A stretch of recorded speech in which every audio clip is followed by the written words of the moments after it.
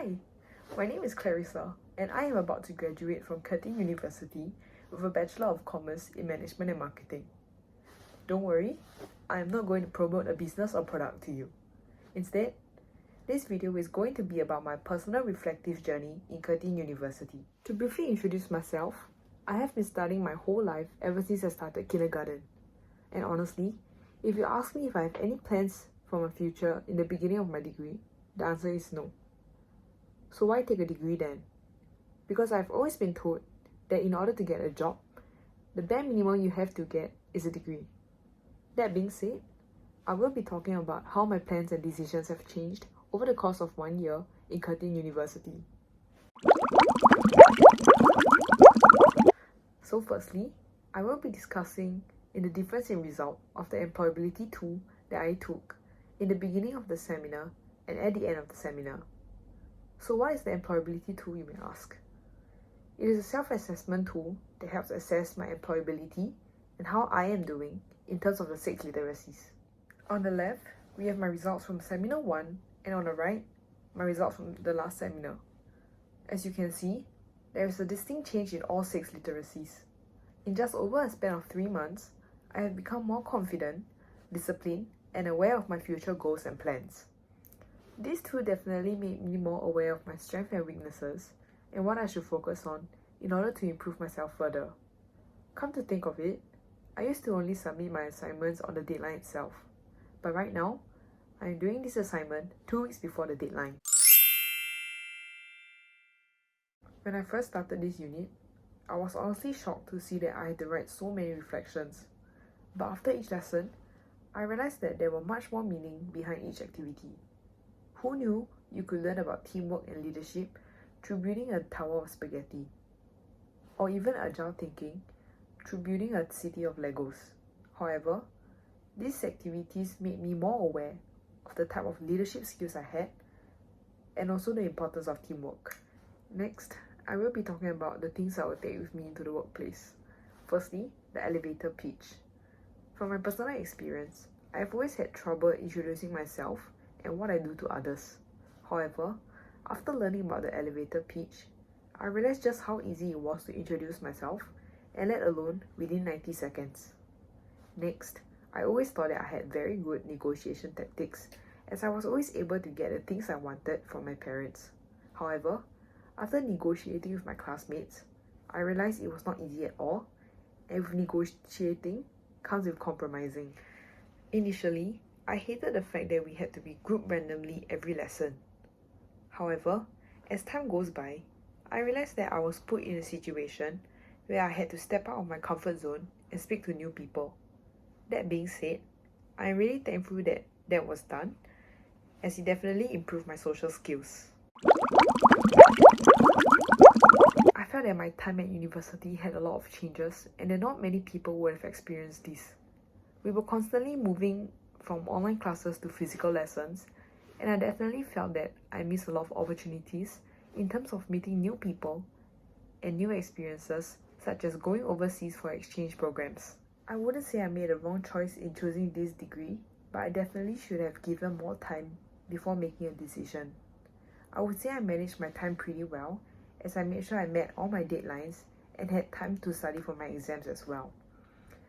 I definitely enjoyed my time in university, although I could have experienced a better one if not for COVID-19.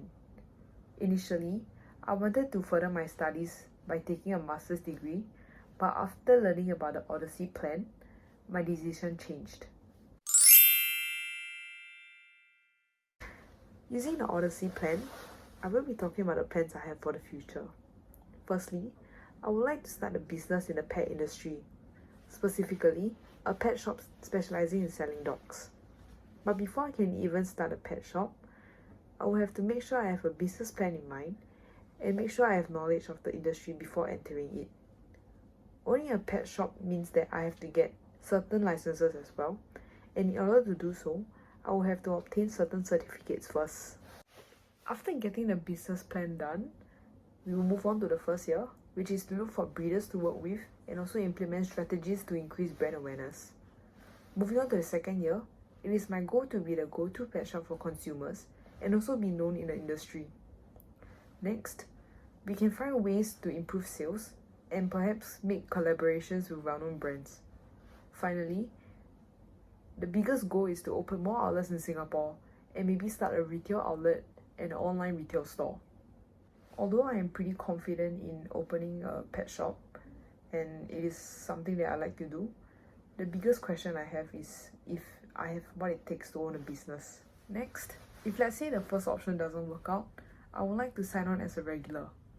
Before signing on as a regular, it is important that I do my research and understand more about the job.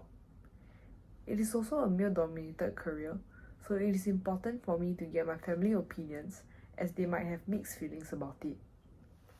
Moving on to the first year, it is important that I adapt to the changes as it is a totally new working environment.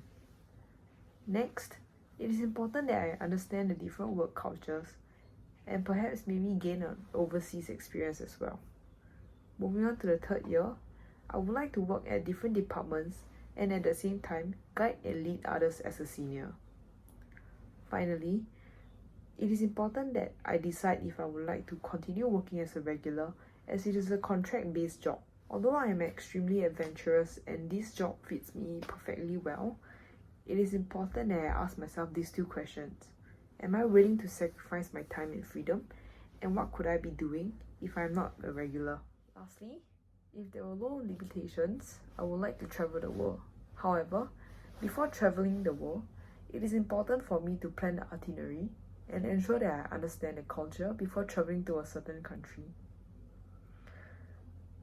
However, there are two questions that I should ask myself before doing it, and it will be, will I see my family often, and will I miss my home country?